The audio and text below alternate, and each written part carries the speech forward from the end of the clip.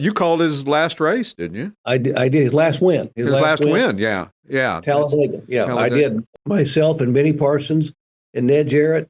And I remember 3 laps to go, and I'm going through the top rundown. And so I said, Dale Earnhardt's running an 18th spot. And Benny said, don't count out Earnhardt. And I looked at Benny, I remember in the booth, he's like 18th with 3 laps to go. But here he comes. And the interesting part, if you go back and look the last 3 laps of that race, Dale Earnhardt Jr., being a young driver, he entering turn 1, he goes down on the apron to avoid another car.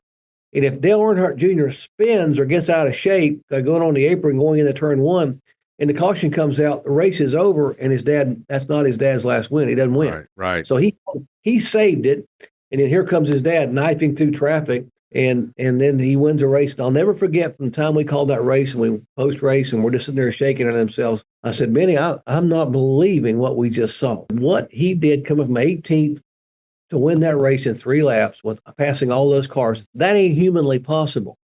And Benny, without missing a beat, looked over to me and said, Doc, he ain't human. He hammered that throttle and never let up. He was going to drive it through people, around people, over people, whatever he had to do, but he was going to be he was passing them down low, up high. He was coming. The only way it was going to stop him is if you got in his way, and if you got in his way, he was going to move you.